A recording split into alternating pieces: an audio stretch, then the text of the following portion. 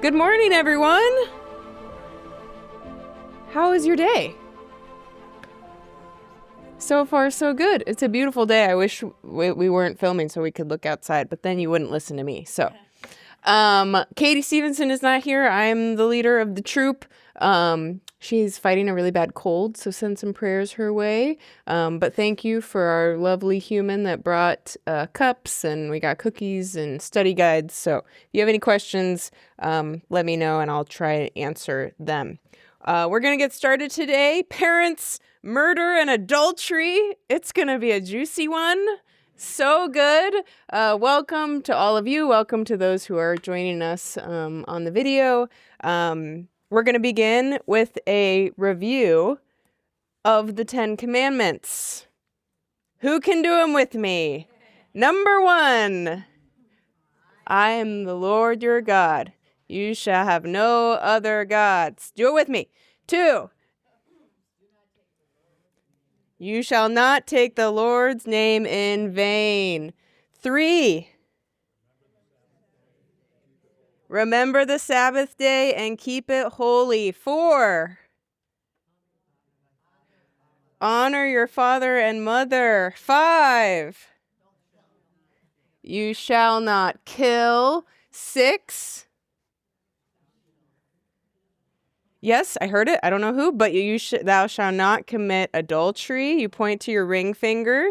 7, no. Yes, you shall not steal. It's like cutting your hand off from stealing. 8, you shall not bear false witness. Oh, yeah, I got you guys there for that one. 9, thy neighbor's house. Perfect. Thou shalt not covet thy neighbor's house. And then 10, yes, thou shalt not covet anything that is thy neighbor's. Great job. Do they come back to you with the hand signals? Yeah. I never memorized the 10 Commandments except in seminary. And then I forgot. But I have never forgotten since learning the hand gestures. It's super helpful. Or I would know the 10 Commandments, but I didn't know what number it was. So if people were like, oh, the 7th one, I'd be like, I don't know what the 7th one is. Now you know. Now you can just go to the hand signal and you know. Okay, those are the 10 Commandments. Does anyone remember the 2 questions that Pastor Los brought up in his session, that this is kind of the way that we see, the way that we understand the 10 Commandments? What are how do I ask this? I'm just going to give it away. What do each of these commandments make possible, and what do they create? Does that ring a bell? Okay. So we're going to go through, as we go through the commandments, we're going to answer these questions. Okay. And then just for pastor's enjoyment, what has most surprised or intrigued you so far? What was that? The hand gestures, that there's a way to memorize them without having to memorize the catechism. Yes. Yeah. Well, probably growing up, it was more rules and restrictions. Mm-hmm. And now I think more in terms of the possibilities of the positive aspects of the. I love that answer. Yeah. Moving from rules, restrictions, thou shalt not, you cannot do these things, to what does this actually free us to do? What are the positive aspects of these commandments? How does this call us to love and serve our neighbor? Yeah. Okay, we're going to dive right in with number 4, honor your father and mother. And we're going to break this down. This is one of, before I break this down, this is the shift. So last week, Pastor Cieslik talked about the first table. Those were the first 3 that are all about our relationship with God, right? We are, number 4 is the first shift to the second table, which is 4 through 10, which is about our relationship with our neighbor. So we start with the vertical relationship with God, and now we're moving out towards our neighbor. This is the second table. And we begin with number 4, honor your father and mother so that you may live long in the land the Lord your God is giving you. We're going to break this one down piece by piece and begin with the word honor. This is an interesting word. It doesn't say love your father and mother. It doesn't say serve your father and mother. It says honor. Why do you think God said honor your father and mother? What is it about honor that calls us into something unique and different? Yeah. Yeah, you kind of nailed it right on the head. There is I'm going to talk about Luther a lot, but honor is almost a higher calling than love. Love is very behavioral and heart focused, but honor is like a deep respect, a respect for the human and a respect for the role, and in this case, the respect for the authority that they hold over you. What does honor look like? To Luther, in the Large Catechism, he describes it as holding them in high esteem, behaving respectfully toward them, honoring them with your actions by serving them, helping them, caring for them when they're old, and doing it cheerfully with humility and reverence. That's what honor looks like. Does it include love, service, respect? Yes. But there's this bigger calling, this deeper thing that's happening with the word honor that starts off this second table. And I just wanted to highlight that. Second, your father and your mother. It's not just your father. This is Exodus, okay? This is like a very patriarchal time. And yet God is like, no. You're going to honor both. That says something about who our God is and the society that God is wanting to bring about for God's people. That they are both called to this role equally, that they both should be honored equally, that they are both assumed to be worthy of love and care and respect. This is really important, that God says your father and your mother. How do I want to make this?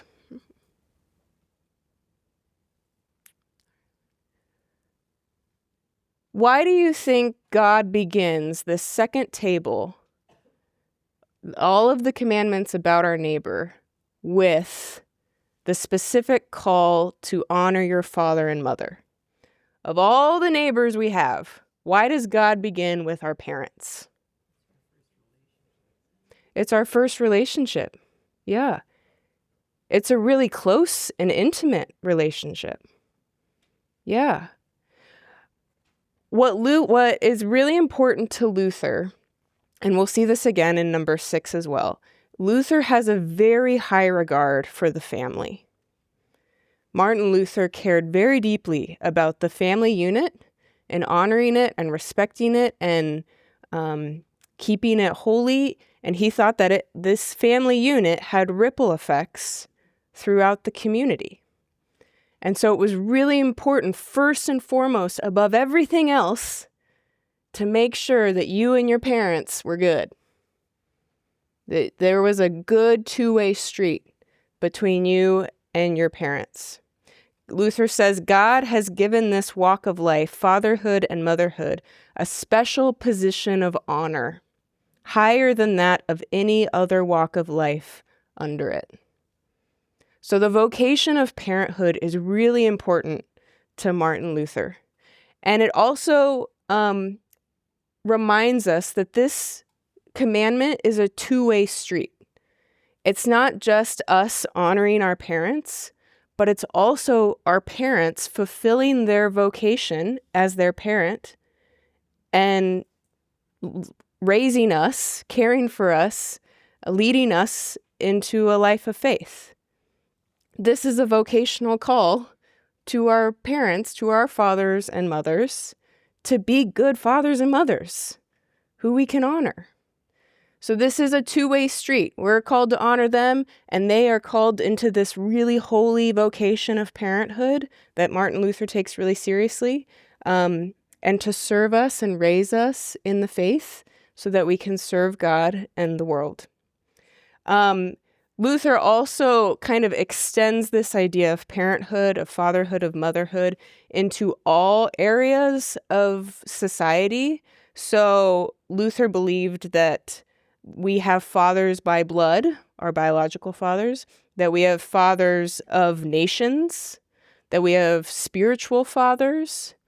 So he didn't just believe that this was only about our biological parents or the people who raised us, but this was about all fathers and mothers, all people who hold positions of authority over us and who have been called to do work on behalf of us, to make decisions on behalf of us, to raise us, to support us in some way. So this is really a commandment about authority figures, not just our parents, but all people who hold some sort of role over us. That's kind of who all is included in your father and mother. And so going back to honor, we are then called to honor all people who hold authority roles in our lives, whether that's in our familial units, whether that's in our society, our culture, our politic, whatever it is. This is a deeper calling to honor and respect them. And Luther is very clear that it doesn't matter what they do or how they fail their vocational calling, we are still called to honor them, even when they mess up, even when they fall short of this calling to be a father and a mother in whatever capacity that looks like. That's tough. That's tough. To respect them no matter what. So that you may live long in the land the Lord your God is giving to you. This is the only commandment that has the promise attached to it. Everyone else is just like, thou shalt not kill, thou shalt not commit adultery. This one actually has a commandment with it, or a promise with it. I think this promise could be added to all of them, and God just got lazy and assumed we would make that connection on our own.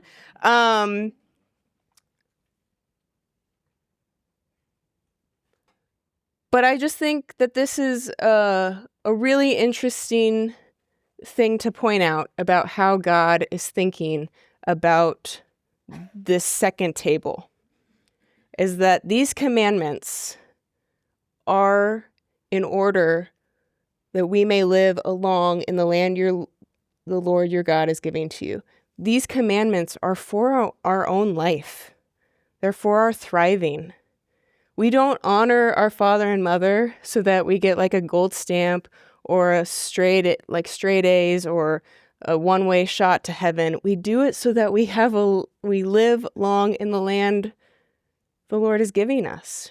We do it because this is what allows all life to thrive and be supported and nourished and cared for and sustained. This is what happens. This is the result of honoring our father and mother. This is the promise that God is telling us will be ours if we do these things. Luther says, why do you think the world is now so full of unfaithfulness, shame, misery, and murder? It is because all want to be their own lords, to be free of all authority, to care nothing for anyone, and to do whatever they please. That was 500 years ago. But it feels pertinent, right? We struggle with authority. We don't want to be told what to do, even if it's in our best interest. Even if this person who is above us has been called into a role to care for us, even if they're doing it imperfectly, they are still called to honor. And when we don't do this, when we don't respect the authority figures in our life, when we think that we're our own authority figure and we can only just listen to us and that's all that matters, what do we get? Not this promise. Not this promise. So it matters. It matters the way that we relate to and understand and have relationships with the people who are called to be over us in some way.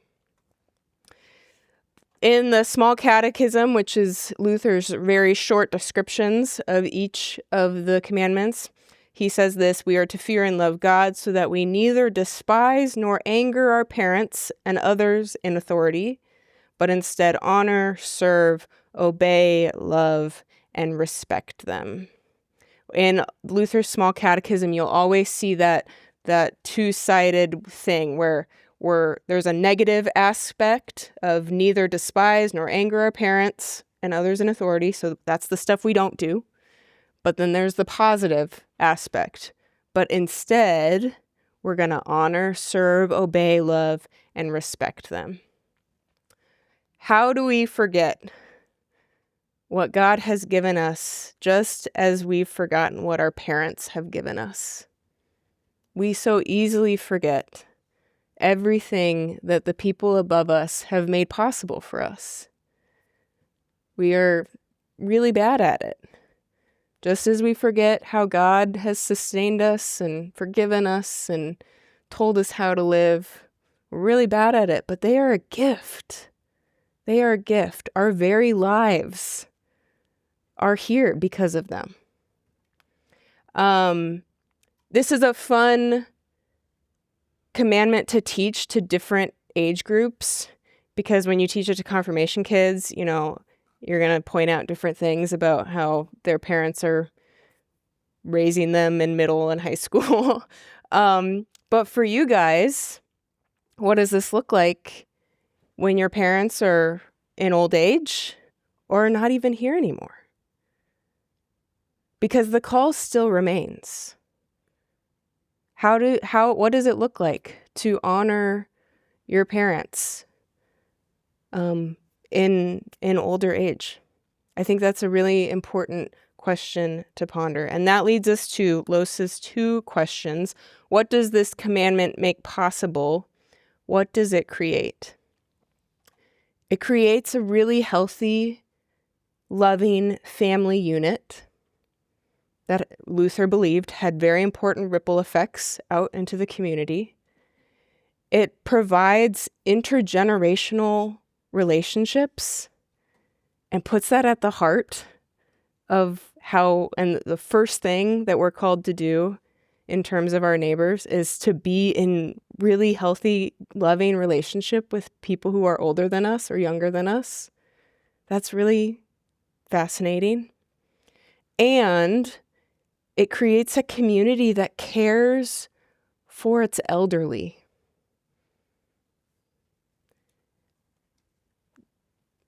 Even when they are not producing anything for the economy, even when they are not remembering, even when they're not themselves anymore, even when they have no economic value to our society, this is a call to care for them till the very end. And that's important for our world because we don't do that very well. We don't do that very well. I think we do it very well at MO Home in Careview, but how do you speak to the first relationship, the family, the mother, the father, to ask a person under that authority of mother, father, when mother, father, both and are abusive? Okay, I was going to end on this, but you just beat me to it. There's always the final note. Yes. Does anyone have anything they want to add to what this commandment makes possible, what does it create? Any other ideas of the world that it establishes? Yeah. It creates healthy older adults. Yeah. Yeah. Mm-hmm. And what does this do for the people in authority, right? When they take this seriously, when we are in positions over other people, that we take our vocation seriously, that we take our call to raise up people in however that looks like, whether that's at our job, or if we're a manager over someone, if we're a grandparent, a parent. This is a call to take our vocation seriously. And to be who we're called to be for the people who we're raising. Yeah, it shifts. And if we all kind of lived in that sense of vocation, that creates a really healthy old adults. Yeah. Anything else? Yeah. The people younger than us older people have a great opportunity to hear old stories. Hmm. Like in our lives. Yeah. Although my kids do say, There's a lot of wisdom. Yes. There's a lot of wisdom from the older generation that we're really bad at. You know, there's a sense that you don't realize the wisdom that you needed to hear until they're already past. Like, that's just a cycle of being human. But yeah, that's a way that we're called to honor you, is hearing your stories, hearing your life. Okay, so the note about abuse. This does not allow abuse. This does not mean that if you are being abused or mistreated by anyone in authority, whether that's a parent, whether that's someone else in a father, parental role in society, it does not mean that you have to just suck it up and deal with it. That's not the case. That means that when there is abuse happening, they are not respecting their vocation. They are not honoring that to which they have been called. They are not raising up and sustaining and supporting the life that is in their care. Does that mean that we should stop honoring them? I don't think so. I think that's the hard call of this, is to continue to honor them. It does not mean that you have to stay in the relationship. It does not mean that you have to continue to deal with it. This does not condone abuse. I want to be very clear about that, okay? If there is abuse happening, that's not okay. That's not what God wants. That's not what God desires for people. I think when God gave us this commandment, God was taking both sides of the two-way street very seriously.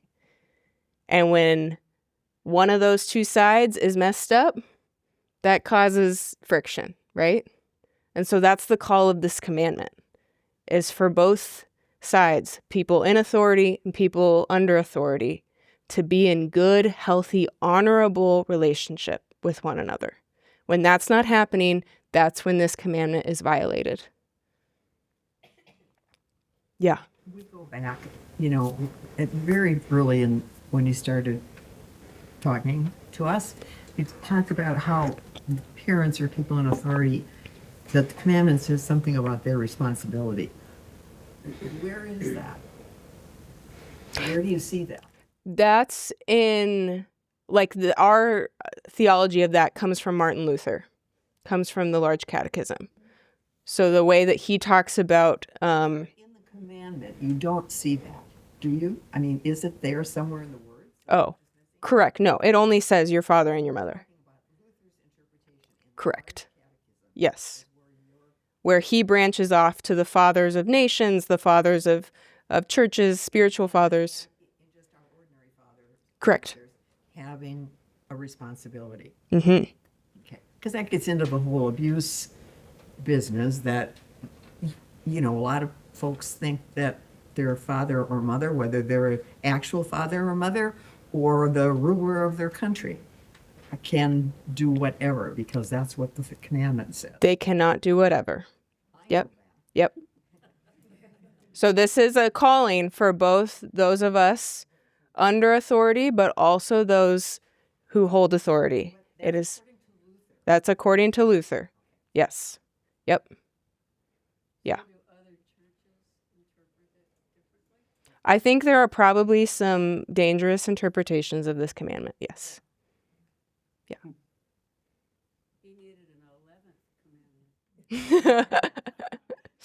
Okay, we are having too much fun. We have to keep going to the next one. You shall not murder. Number 5, you shall not murder.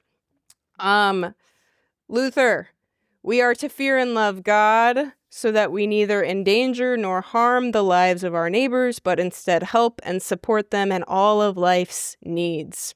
What is absent in this explanation? What word or words aren't in it? Kill. Murder. Killing and murder aren't in Luther's small catechism. What words are in them? Are in this?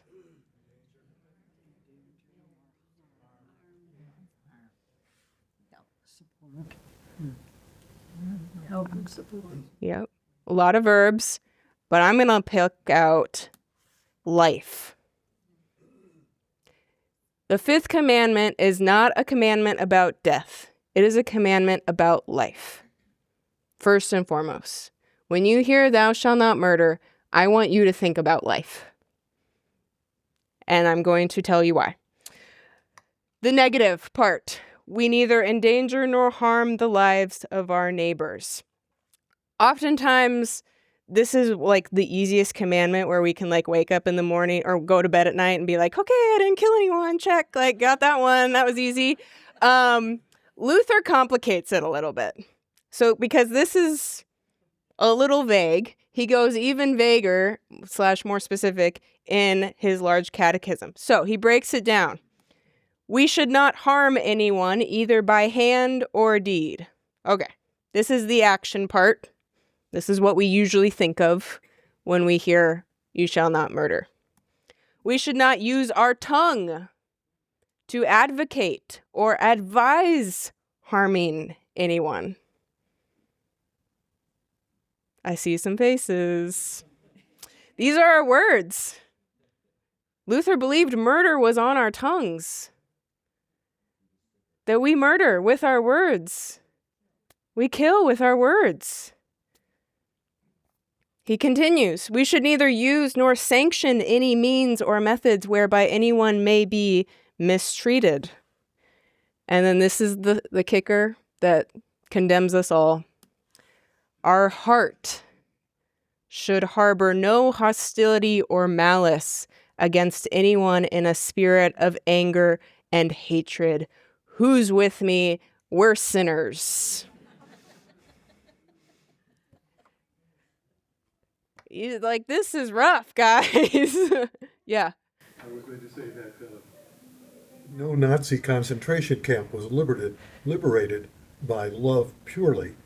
It was, like General Patton said, he'd like to take his bayonet and stick it in the guts of a Nazi. I'm afraid sometimes you have to use force to try to reinstall a spirit of love and treatment of good things.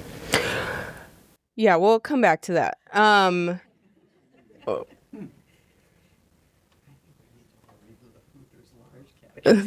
So this is from the Large Catechism.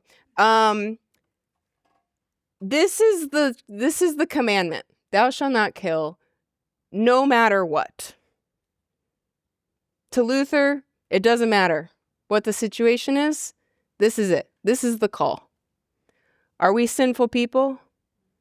Are we bound to bodies that are violent and angry? Do we inherently jump to retribution and seeking revenge? Oh yeah. Oh yeah. But this is the call. This is what God is leading us to. And this is for the sake of our neighbor. This is for the sake of our world and our community. And it is hard. I think it's so interesting that Luther ends with our heart, because that's where it starts, right? Like, he is wanting to root out this anger and hatred in our hearts, because that's what shapes our words and our actions, right? That's where it begins. This is a commandment that is wholeheartedly against retribution and vengeance, eye for an eye, tooth for a tooth. It is about life. Life. I'm going to keep going. Wait till the end. Is that okay? Write it down. But we don't stop with just the negatives. As we now know, we also do the positive. So instead, we are called to help and support our neighbor in all of life's needs. So this is the call to action. Luther says this commandment is violated not only when we do evil, but also when we have the opportunity to do good to our neighbors and to prevent, protect, and save them from suffering bodily harm or injury, but fail to do so.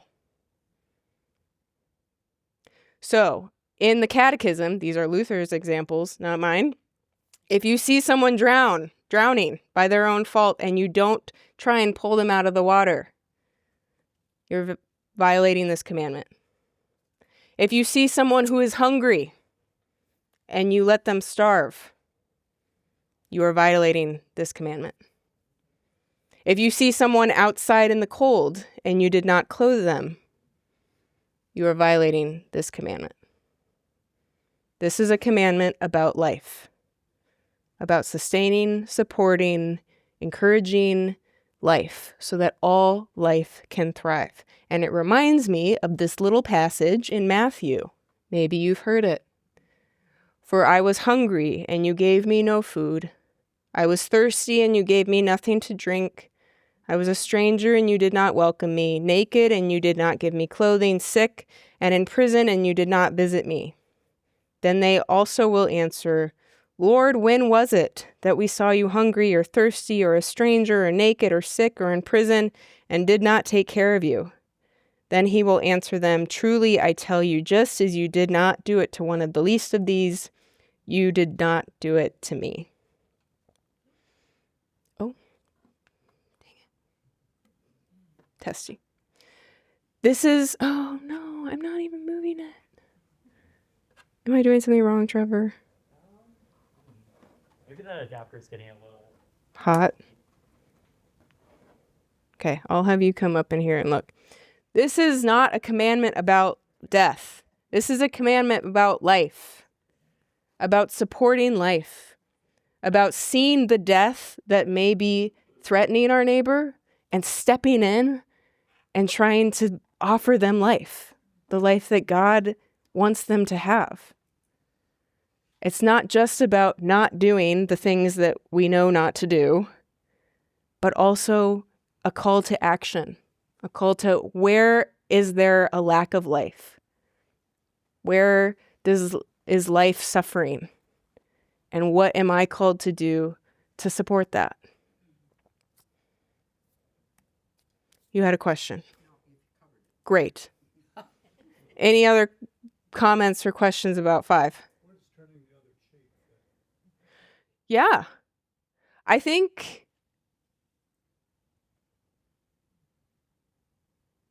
honestly, as humans, that's like the best response is that, and maybe the most realistic response is that we don't respond with anger and hatred and violence.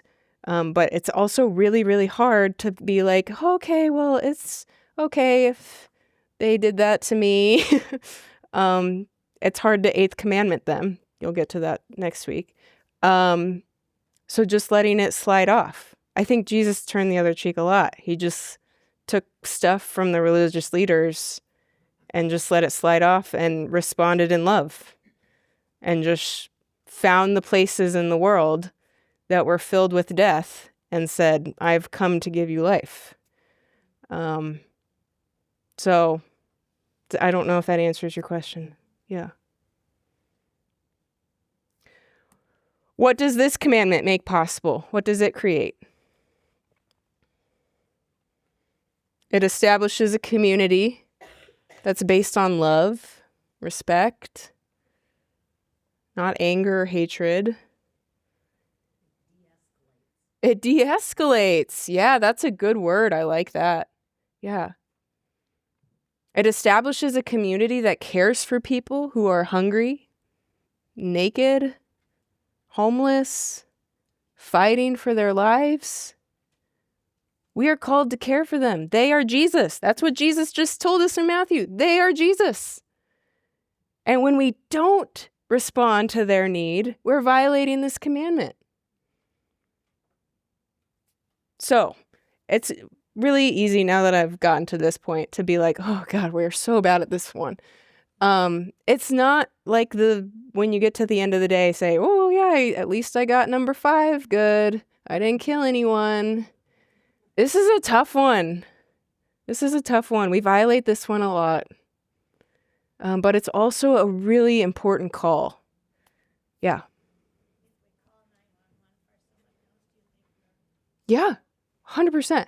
Yeah. If you are calling someone who can better respond, we can't respond to everything, right? If you are calling for help for someone on behalf of someone, that's totally, yeah, seeking life for them. Yeah. Yeah.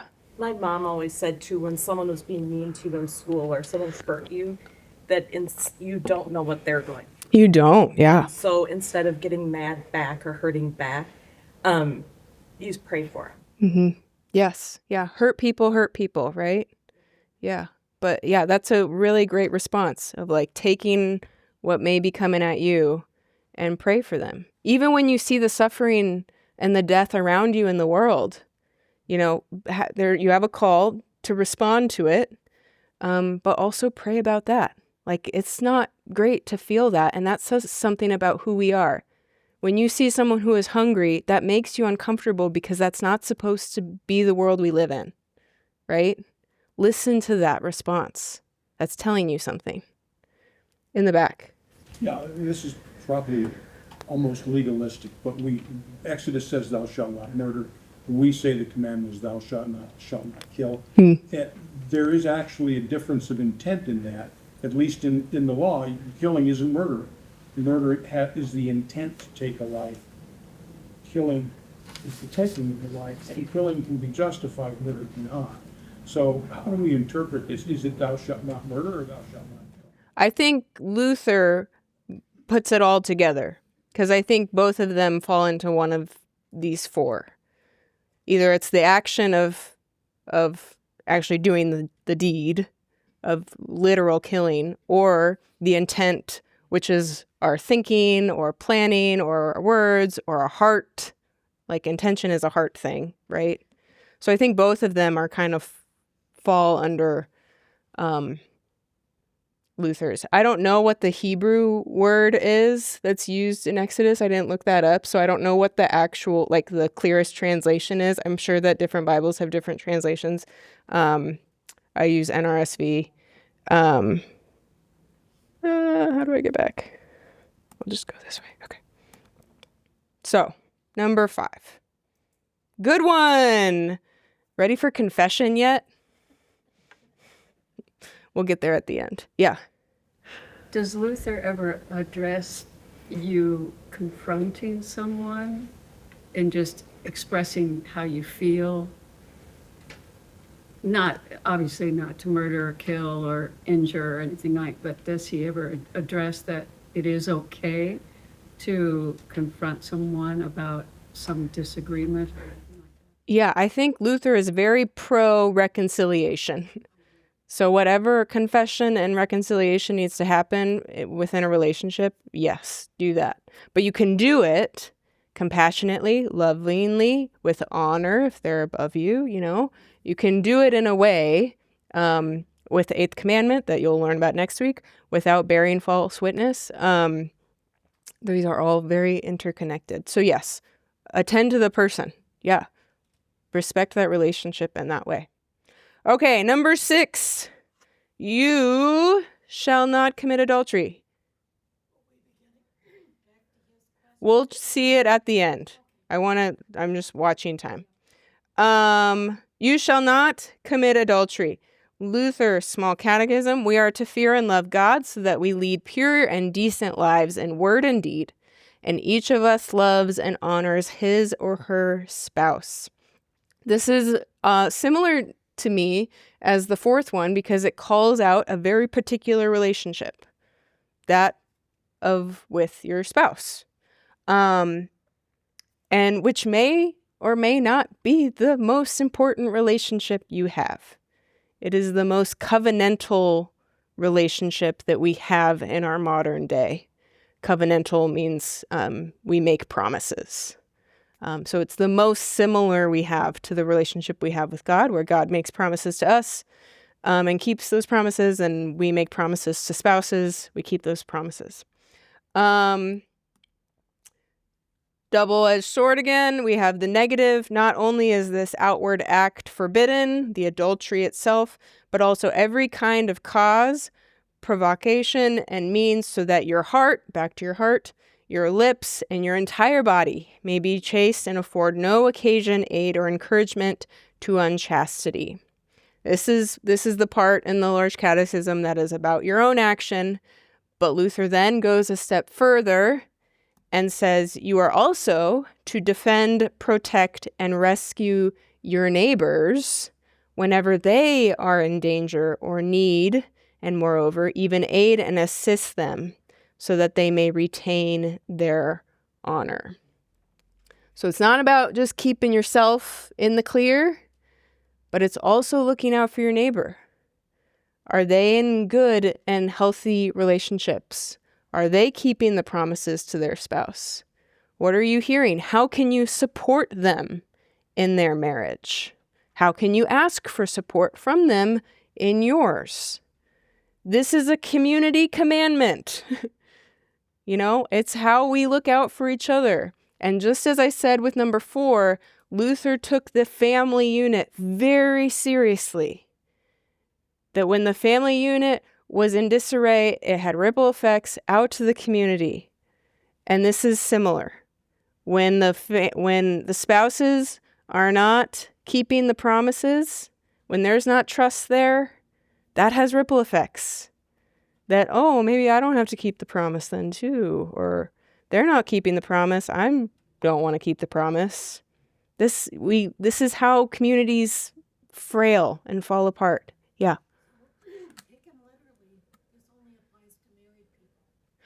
I'm going to go further. So, this is not just for married people. But why do you think that this commandment is important to God? Why was this a commandment?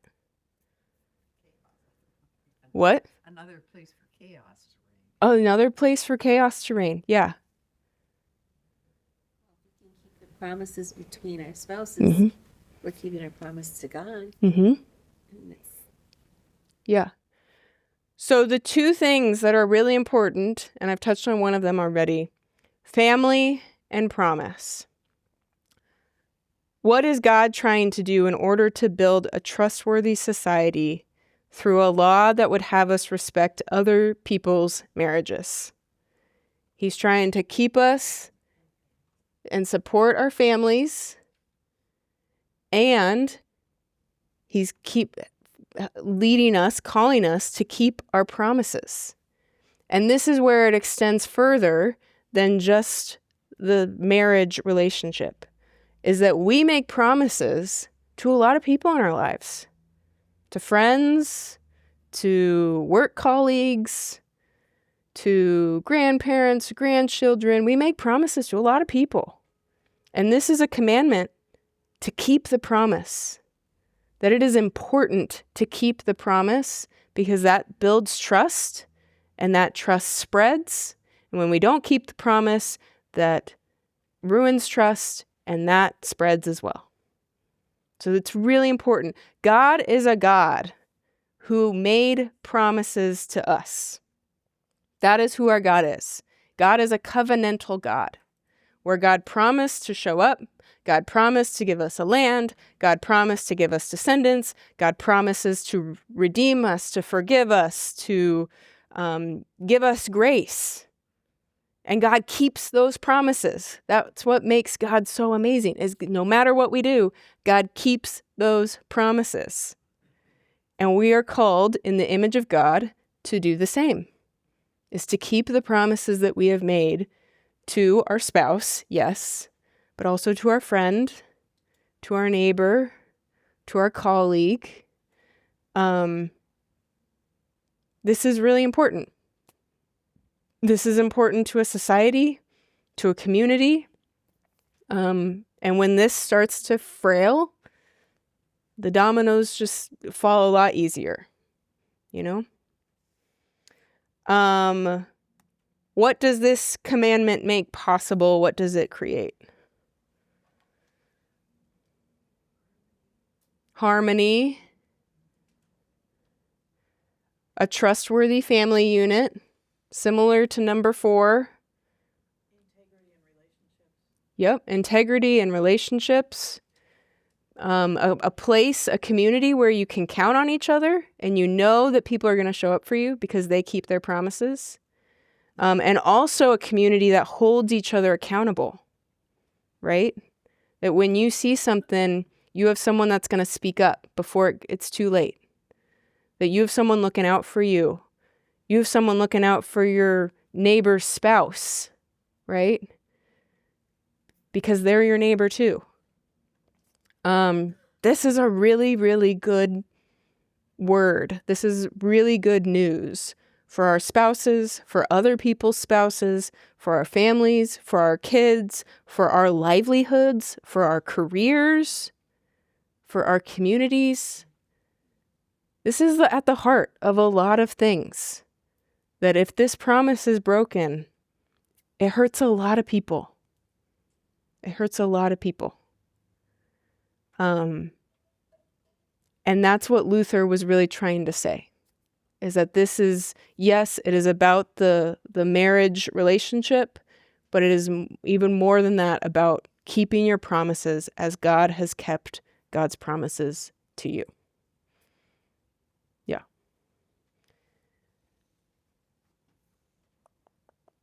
Okay. I want to end on a final note. Who in here has violated one of the commandments we've talked about today? Yeah! Welcome to the club. I want to absolve you of your sin with a couple stories. This is Jesus on the cross. 2 others also, who were criminals, were led away to be put to death with him. When they came to the place that is called the Skull, they crucified Jesus there with the criminals, one on his right and one on his left. Then Jesus said, "Father, forgive them, for they do not know what they are doing." Jesus forgave the people who killed him.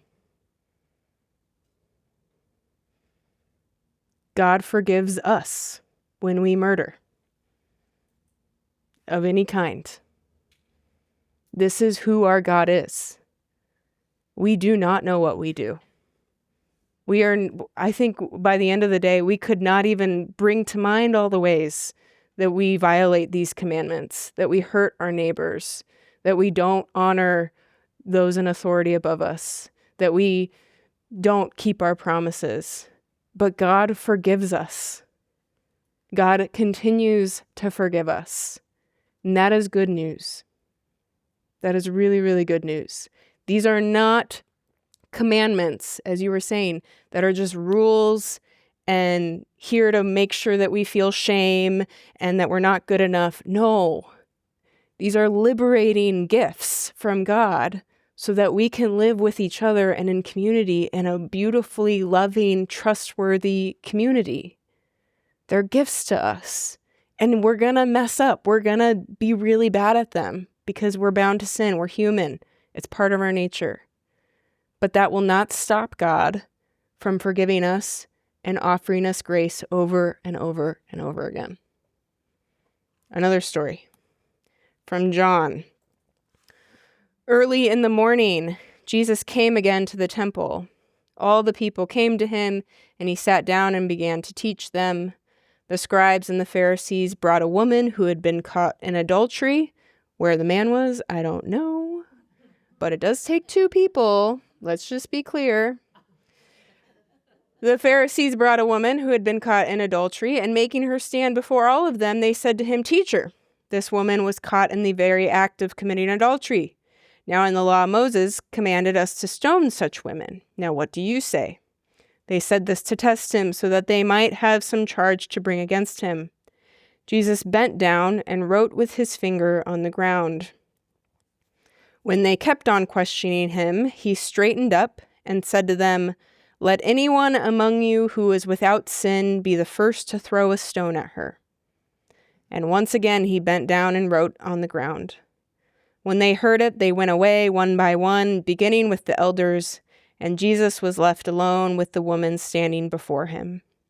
Jesus straightened up and said to her, "Woman, where are they? Has no one condemned you?" She said, "No one, sir." And Jesus said, "Neither do I condemn you. Go your way, and from now on, do not sin again." We are all the woman. We are all sinners. We're going to do it today. We're going to do it tomorrow. But God says to us, go on your way. I do not condemn you. This does not cut off our relationship. Go. Here's another chance. Here's a new day. Here is more grace and mercy. Go and sin no more. Come back to these commandments. Remember your call. Remember the community and the family and the neighbors that God is calling you to love. Remember God's vision for what God is hoping to bring about from these commandments. And try again. And when you have to be the woman and you end up at the feet of Jesus, God will forgive you. Over and over and over again. These are impossible to keep. But they are not, but even though they're impossible to keep, that does not mean we don't try. Even though we're given grace and forgiveness, that doesn't mean we don't try. This is the call. This is the call. And we know, sitting here talking about these things, we know that if we did all these things, if everyone honored these commandments, the world would look a lot different, right? They matter. We know that. So let's keep trying. Yeah, Rod? Another one that Jesus said, "Love one another as I have loved you." One of the problems in the world is hate. Red Skelton, who was a comedian, had a serious side. He said, "I don't hate my enemies. I made them." So the only people are our enemies are the ones that we decide are our enemies. So in other words, we are to love everyone. We are to love. God has loved us. Yep. Thanks, preacher. You are all preachers, by the way. When you proclaim good news like that, you are a preacher. Okay, we're going to do quiz time and then we'll do questions. Okay, number 4. Honor your father and your mother. Yes. So, what's the promise? So that you live long in the land. Number 5. You shall not murder. Number 6. You shall not commit adultery. Yes. Perfect. Okay. I'm going to say goodbye to those who are watching the recording and then open it up to questions. Can you repeat the one?